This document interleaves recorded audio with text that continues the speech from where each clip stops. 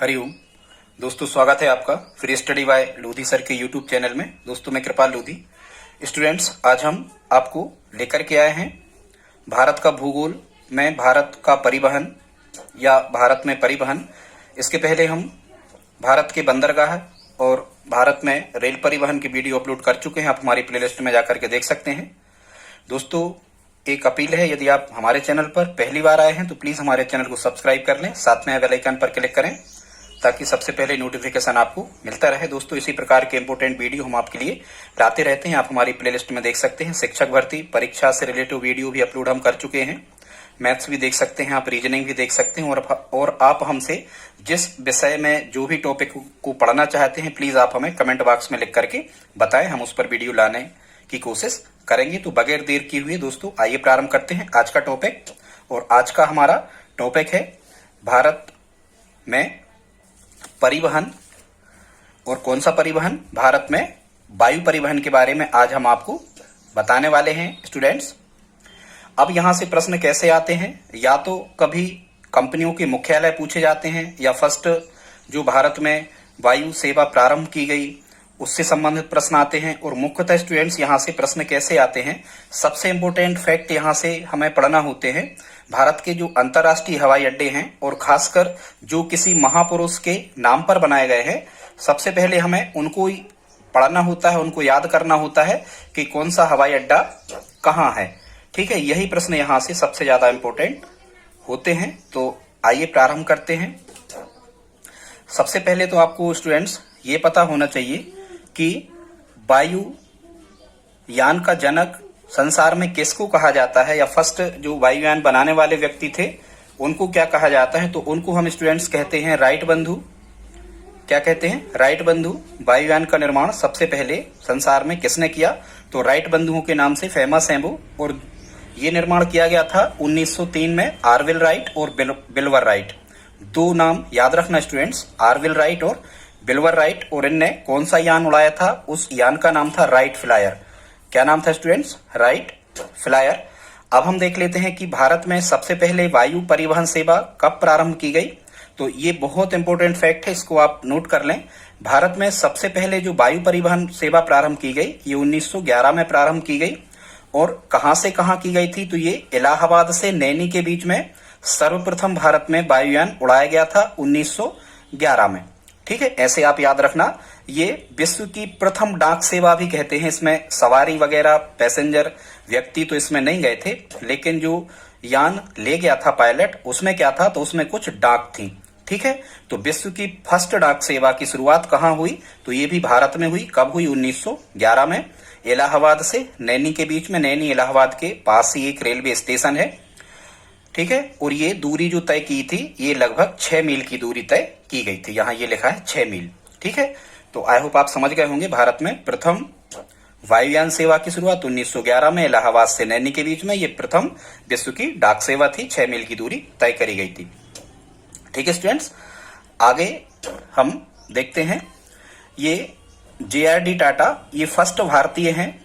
ठीक है, जहांगीर रतन भाई जो टाटा रहे हैं ये प्रथम भारतीय हैं जिनने 1931 में मुंबई से कराची, उस समय कराची जो था ये भारत का हिस्सा था आजादी के पहले, तो 1931 में मुंबई से कराची अकेले बैठ करके, ये पायलट भी खुद ही थे, अकेले बैठ करके इनने मुंबई से कराची तक विमान उड़ाया था। JRD टाटा, टाटा ग्रुप के संस्थापक भी इन्हीं को कहा जाता है। तो यदि आपको प्रश्न आ जाए कि प्रथम भारतीय कौन थे जिनने सबसे पहले विमान उड़ाया निजी पर्सनल, तो आपको कहना है JRD टाटा, ये प्रथम भारतीय थे। ठीक है स्टूडेंट्स, आई होप आप इतना समझ गए होंगे। आगे देखते हैं। 1931 के बाद में हम देखते हैं तो 1933 में इंडियन नेशनल एयरवेज की स्थापना होना है भारत में। इंडियन नेशनल एयरवेज का मतलब ये होगा कि ये लगभग भारतीय एयरवेज था, पहला सार्वजनिक रूप से, मतलब सरकारी, 1933 में। ठीक है, तो आई होप आपको इतना याद हो गया होगा 1933 में। कभी यहां से प्रश्न कैसे आते हैं कि इंडियन नेशनल एयरवेज की स्थापना कब हुई? तो ये हुई 1933 में। इसके बाद में 1935 में टाटा एयरलाइंस की स्थापना हुई। ये 1935 में जो टाटा एयरलाइंस की स्थापना हुई ये भारत की प्रथम निजी वायु सेवा कंपनी थी टाटा एयरलाइंस। कभी यदि आपको प्रश्न पूछा जाता है कि भारत की प्रथम निजी एयरलाइंस कंपनी का क्या नाम है, तो टाटा एयरलाइंस। इनके खुद के अपने विमान हैं 1935 में। वर्तमान समय में देखा जाए तो भारत में लगभग 21 कंपनियां ऐसी हैं जिनके स्वयं के विमान हैं, निजी एयरलाइंस कंपनियां हैं। ठीक है स्टूडेंट्स, इसके बाद में हम आते हैं 1953। बहुत ही इंपॉर्टेंट ये सन है स्टूडेंट्स, इसको आप याद कर लें या लिख लें या दिमाग में स्थायी कर लें, इसको मेमोराइज कर ही लें। 1953 स्टूडेंट्स वह सन है जिसमें जितनी भी 1953 तक आते आते भारत में जितनी भी वैमानिक कंपनियां थी, विमान उड़ाने वाली जितनी भी कंपनियां थी, उनका राष्ट्रीयकरण कर दिया गया। यहां से प्रश्न आता है रेलवे का राष्ट्रीयकरण कब हुआ, बैंकों का राष्ट्रीयकरण कब हुआ, तो यहां से प्रश्न कैसा आता है कि भारत में वैमानिक कंपनियों का राष्ट्रीयकरण कब हुआ, तो आपको कहना है ये कब हुआ, 1953 में। ठीक है, और जब 1953 में सभी वैमानिक कंपनियों का राष्ट्रीयकरण कर दिया गया तो यहां से फिर दो संस्थाएं भारत में सरकारी सार्वजनिक उपक्रम बनाए गए। एक बनाया गया भारतीय विमान निगम, इसको इंग्लिश में कहते हैं स्टूडेंट्स इंडियन एयरलाइंस।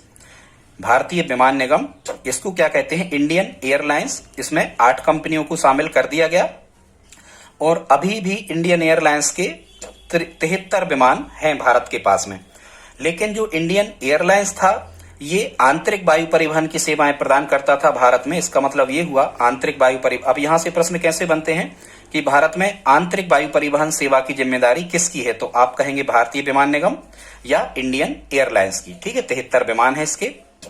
अब ये इंडियन एयरलाइंस का कार्य क्या है, तो इंडियन एयरलाइंस जो है ये भारत से भारत में ही वायु सेवाएं उपलब्ध करवाता है। मतलब अपने देश से अपने देश में यदि आपको कहीं जाना है तो आप इंडियन एयरलाइंस के विमान से पहुंचोगे, ये मतलब होता है आंतरिक का। लेकिन जो इंडियन एयरलाइंस के जो विमान थे ये सेवाएं भारत के कुछ जो पड़ोसी देश हैं, चीन को छोड़ करके, याद रखना ये कभी पूछा गया है, चीन को छोड़ करके जितने भी भारत के पड़ोसी देश हैं यहां तक वायु सेवाएं उपलब्ध करवाने की जो जवाबदारी है ये भी इंडियन एयरलाइंस को सौंपी गई है। ठीक है, तो इंडियन एयरलाइंस का कार्य आप समझ गए।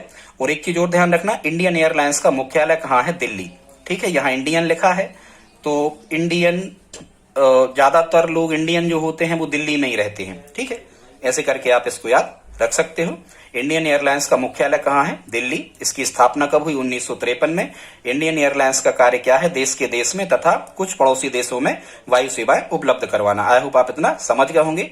अब देखते स्टूडेंट्स 1953 में ही इंडियन एयरलाइंस और एयर इंडिया की स्थापना हुई और ये सभी सरकारी उपक्रम है। तो जो एयर इंडिया है, सबसे पहले तो ये आपको समझना होगा कि जो एयर इंडिया के विमान हैं ये बाह्य वायु सेवाएं उपलब्ध करवाते हैं। मतलब देश से बाहर विदेशी सेवाएं उपलब्ध करवाता है एयर इंडिया। ये आपको अंतर अपना लॉजिक लगा के आप अंतर रख लेना। एयर इंडिया के जो विमान होते हैं ये विदेशों में सेवाएं उपलब्ध करवाते हैं, मतलब विदेशों में जाते हैं। यदि आपको भारत से किसी विदेश में जाना है पड़ोसी देशों को छोड़ के, तो आप एयर इंडिया के विमान में जाओगे। ठीक है, एयर इंडिया का हिंदी में नाम है वायुयान कंपनी। ठीक है, और यदि कभी आपको प्रश्न आता है कि भारत में सबसे पहले जो विदेशी विमान उड़ाया गया पैसेंजर वाला सवारी को लेके, या एयर इंडिया की जो पहली उड़ान हुई थी ये कहाँ हुई थी, तो एयर इंडिया की फर्स्ट उड़ान हुई थी लंदन। ठीक है, ये इंग्लैंड की राजधानी लंदन में सबसे पहले भारत ने अपना विदेशी विमान भेजा था, मतलब विदेश में अपना विमान भेजा था एयर इंडिया ने सबसे पहले। कहा, लंदन। आए होप आप समझ गए होंगे। भारत की जो वायु सेवाएं हैं ये वर्तमान में कितने देशों से जुड़ी हुई हैं, तो इसमें भी आपको याद रखना है वर्तमान में भारत की जो विदेशी वायु सेवाएं हैं ये 96 देशों से जुड़ी हुई हैं। मतलब 96 देशों में आप भारत से पहुंच सकते हो आसानी से एयर इंडिया के विमानों से। ठीक है, फिर यदि आपसे कभी पूछा जाता है कि एयर इंडिया का मुख्यालय या हेडक्वार्टर कहाँ है, तो आपको याद रखना है एयर इंडिया का जो मुख्यालय है वो कहाँ है, मुंबई। ठीक है, एयर इंडिया का मुख्यालय मुंबई और इंडियन एयरलाइंस का दिल्ली। आप यहां से अंतर समझ लेना। ठीक है, यहां है इंडियन, तो इंडियन जो लोग होंगे वो ज्यादा दिल्ली में रहते हैं, ऐसे करके आप याद रखना। और वैसे ही इंडिया की सबसे बड़ी सिटी है मुंबई, ऐसे आप याद रख सकते हो। जो बंबई है ये एयर इंडिया का मुख्यालय है और एयर इंडिया विदेशी सेवाएं उपलब्ध करवाता है। कभी कभी ये भी पूछा गया है, कभी कभी ये भी आपसे पूछा जाता है कि जो एयर इंडिया है इसका शुभंकर क्या है। तो ध्यान रखना, एयर इंडिया का जो शुभंकर है ये महाराजा है, एक महाराजा बने हुए हैं, महाराजा का चित्र बना होता है, जो स्वागत करने की मुद्रा में होते हैं, जो वेलकम करते हैं पैसेंजर्स का, सवारियों का। तो शुभंकर यदि पूछा जाए तो स्वागत करते हुए महाराजा। और इसका लोगो कैसा है एयर इंडिया का, या प्रतीक क्या है, क्योंकि एयर इंडिया के विमानों को हमें विदेशों में भेजना होता है तो इनका लोगो और प्रतीक भी बनाना होता है। तो एयर इंडिया का जो प्रतीक है ये उड़ते हंस में नारंगी रंग का कोणार्क चक्र है। ठीक है, जो उड़ीसा में सूर्य मंदिर है कोणार्क का, वहां का उड़ते हुए हंस में नारंगी रंग का कोणार्क चक्र जो बना हुआ है ये लोगो है, या इसको हम प्रतीक कहते हैं एयर इंडिया का। ठीक है स्टूडेंट्स, अब हम देख लेते हैं, यहां से अच्छे प्रश्न बनते हैं, आप इसको तैयार कर लें, लिख लें। भारत में नागरिकों के लिए सबसे पहले विमान सेवा जो प्रारंभ की गई ये 1911 में जो प्रारंभ की गई थी, ये तो क्या थी, ये तो डाक सेवा थी। डाक के लिए विमान उड़ाया गया था सबसे पहले भारत में। लेकिन व्यक्तियों के लिए, पैसेंजर्स के लिए सार्वजनिक रूप से विमान सेवा प्रारंभ की गई पहली भारत में 1912 में, उसी के एक साल बाद, याद रखना, उसी के एक साल बाद 1911 के बाद 1912 में पहली डाक सेवा पहली यात्री वायु सेवा प्रारंभ की गई भारत में। और जो फर्स्ट विमान उड़ाया गया ये उड़ाया गया था लाहौर से कराची के बीच। अब देखो 1912 की कंडीशन है, देश का बंटवारा नहीं हुआ है, तो ये लाहौर से कहां के बीच उड़ाया गया था, कराची के बीच में। ये पाकिस्तान के ही शहर हैं दोनों। ठीक है, कराची सबसे बड़ा शहर है पाकिस्तान का। अब हम देख लेते हैं आगे, 1981 में एक तीसरे निगम की भी स्थापना की गई। 1981 में एक तीसरे निगम की भी स्थापना की गई जिसका नाम था वायुदूत। क्या नाम था, वायुदूत। वायुदूत की स्थापना कब की गई, 1981 में। ये तीसरा निगम था और इसका कार्य क्या था, ये घरेलू उड़ान के लिए की गई थी। मतलब अपने देश के ही देश में यदि आपको अर्जेंट कहीं जाना है तो ये विमान वगैरह की स्थापना करने की जो जवाबदारी थी ये वायुदूत नामक कंपनी की थी। देश के देश में ही विमान उपलब्ध कराने की जवाबदारी किसकी थी, तीसरे निगम वायुदूत की। इसकी स्थापना 1981 में। यहां से प्रश्न कैसे आते हैं कि भारत में जो एयर इंडिया और इंडियन एयरलाइंस को छोड़ के जो तीसरा निगम स्थापित किया गया, तो हम कहेंगे 1981 में वायुदूत। क्या जवाबदारी थी, देश के ही देश में वायु सेवा उपलब्ध करवाना। हालांकि बाद में इंडियन एयरलाइंस में इसका भी क्या कर लिया गया, विलय कर लिया गया। मतलब अब कितनी रह गई, वर्तमान में कितनी है, तो ये दो ही हैं, इंडियन एयरलाइंस और एयर इंडिया। ठीक है स्टूडेंट्स, आगे हम देखते हैं एक कंपनी का नाम और कभी आपसे पूछा जाता है, पवन हंस हेलीकॉप्टर्स लिमिटेड। क्या नाम है, ध्यान से सुने, पवन हंस हेलीकॉप्टर्स लिमिटेड। तो ये भारत की सबसे बड़ी कंपनी है जो जिन व्यक्तियों को पर्सनल हेलीकॉप्टर्स की आवश्यकता है, या हम कहें कि दूर दराज के क्षेत्रों में, पहाड़ी इलाकों में किसी चीज की खोज करना है, वैज्ञानिकों को यहां से वहां जाना है, वैज्ञानिकों को कोई खोज यदि करना है, या तेल पेट्रोलियम वगैरह की खोज करना है, दुर्गम क्षेत्रों में पहुंचने के लिए, पहाड़ी इलाकों में पहुंचने के लिए, या ONGC island natural gas commission है जो भारत का, इसके जो वर्कर होते हैं या इनके जो वैज्ञानिक होते हैं जो पेट्रोलियम की खोज भारत में कर रहे होते हैं, इनके लिए हेलीकॉप्टर्स उपलब्ध करवाना ये किसकी जवाबदारी होती है, तो ये होती है भारत में पवन हंस हेलीकॉप्टर्स लिमिटेड की। किसकी, पवन हंस हेलीकॉप्टर्स लिमिटेड की। इसकी स्थापना कब हुई, 1985 में। ये पहला ISO प्रमाण पत्र प्राप्त भारतीय विमानन कंपनी है पवन हंस हेलीकॉप्टर्स, और ये हेलीकॉप्टर्स उपलब्ध करवाते हैं। ठीक है, पहले इसका नाम था हेलीकॉप्टर्स कारपोरेशन ऑफ इंडिया, और ये एशिया की सबसे बड़ी कंपनी है जो हेलीकॉप्टर्स उपलब्ध करवाती है व्यक्तियों को। ठीक है, इसके बाद में ये भी पूछा जाता है आपसे कभी, भारतीय विमानपत्तनम प्राधिकरण। फिर से सुन लें, भारतीय विमानपत्तनम प्राधिकरण, एयरपोर्ट्स अथॉरिटी ऑफ इंडिया, इसको AAI कहते हैं। भारतीय विमानपत्तनम प्राधिकरण, इसको इंग्लिश में क्या कहा जाता है, AAI।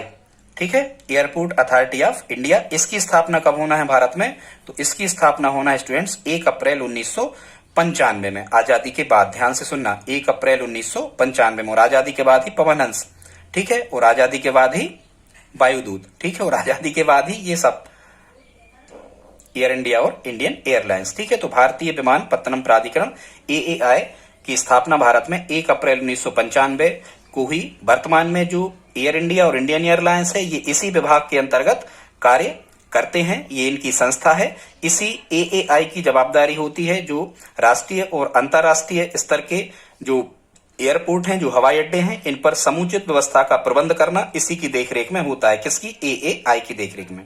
1 अप्रैल 1995 को इसकी स्थापना हुई।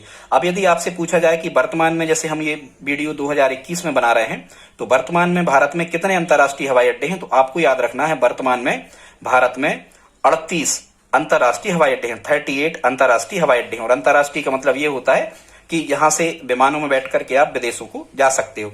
ठीक है, यदि पूरे भारत के छोटे बड़े हवाई अड्डों की चर्चा हो जाए तो पूरे भारत में सभी छोटे बड़े हवाई अड्डे मिलाकर के लगभग 450 हवाई अड्डे बनते हैं। ठीक है, अब ये जो भारतीय विमानपत्तनम प्राधिकरण है या जो हवाई अड्डे वगैरह हैं, ये किस मंत्रालय के अधीन कार्य करते हैं, तो ये भारत सरकार के नागरिक उड्डयन मंत्रालय के अधीन कार्य करते हैं। किसके?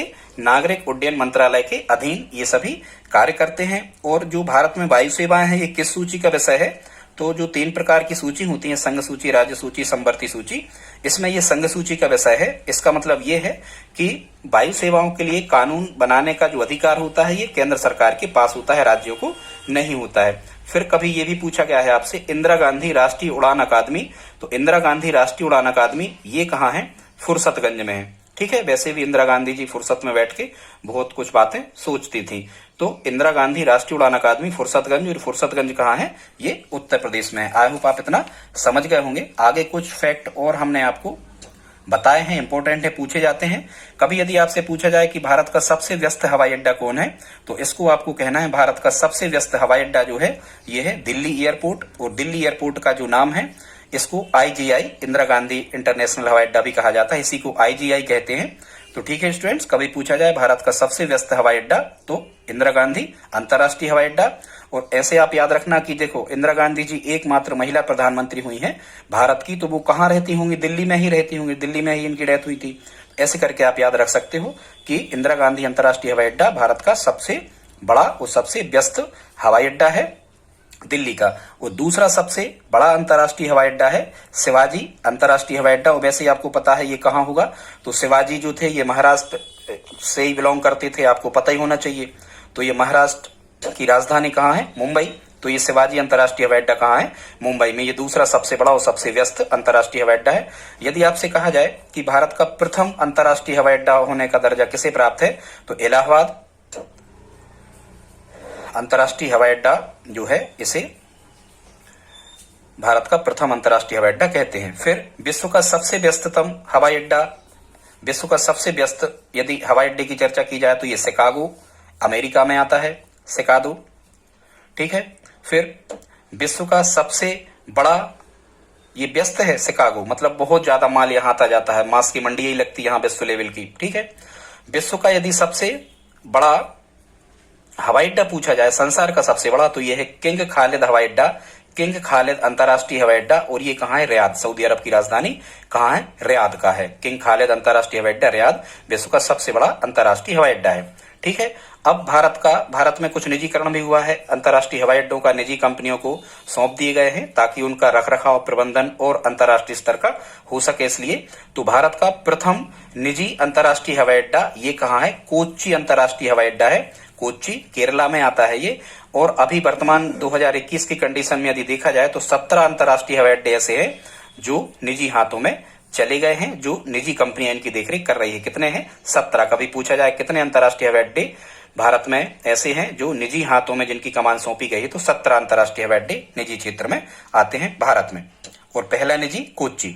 ठीक है, अब यदि कभी पूछा जाए भारत का सबसे छोटा अंतर्राष्ट्रीय हवाई अड्डा कौन सा है, तो भारत का सबसे छोटा अंतर्राष्ट्रीय हवाई अड्डा है त्रिची। क्या है? त्रिची। वैसे ही चीटी जैसा लग रहा, त्रिची, चीटी, त्रिची, चीटी, चीटी बहुत छोटी होती है, ऐसे आप याद रखना। त्रिची अंतर्राष्ट्रीय हवाई अड्डा भारत का सबसे छोटा अंतर्राष्ट्रीय हवाई अड्डा है। और ये कहाँ है? तमिलनाडु में। कहाँ आता है? तमिलनाडु में। ठीक है, वैसे ही चीटियां एक दूसरे से मिलती जुलती हैं, ऐसे करके। भारत में सर्वाधिक ऊंचाई पर स्थित हवाई अड्डे की यदि चर्चा की जाए तो यह है कुसोक रिम्पोचे। क्या है? कुसोक रिम्पोचे।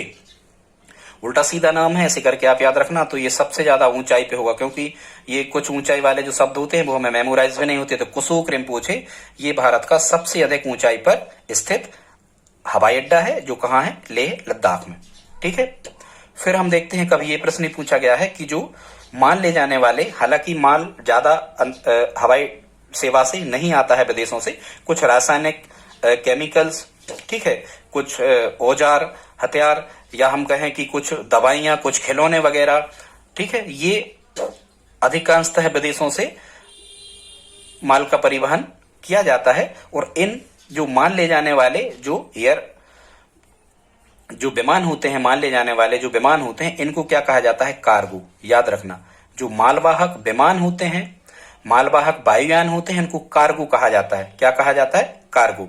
भारत में 1992 से ओपन स्काई पॉलिसी विकसित की गई। ये पूछा गया है कभी, भारत में ओपन स्काई पॉलिसी, मुक्त आकाश नीति कब लागू की गई? तो ये 1992 में लागू की गई, विदेशों को आकर्षित करने के लिए। इसका मतलब ये है कि भारत की सीमा में कई देशों के जो विमान हैं, ये बगैर रोक टोक के भारत की सीमा में उड़ सकते हैं, वस्तुओं का आदान प्रदान कर सकते हैं, यात्रियों को ला सकते हैं, ले जा सकते हैं। इसे मुक्त आकाश नीति कहा जाता है। मतलब भारत ने अपने भारतीय उड्डयन विभाग ने कुछ नीतियों को सरल कर दिया विदेशों को आकर्षित करने के लिए भारत की तरफ।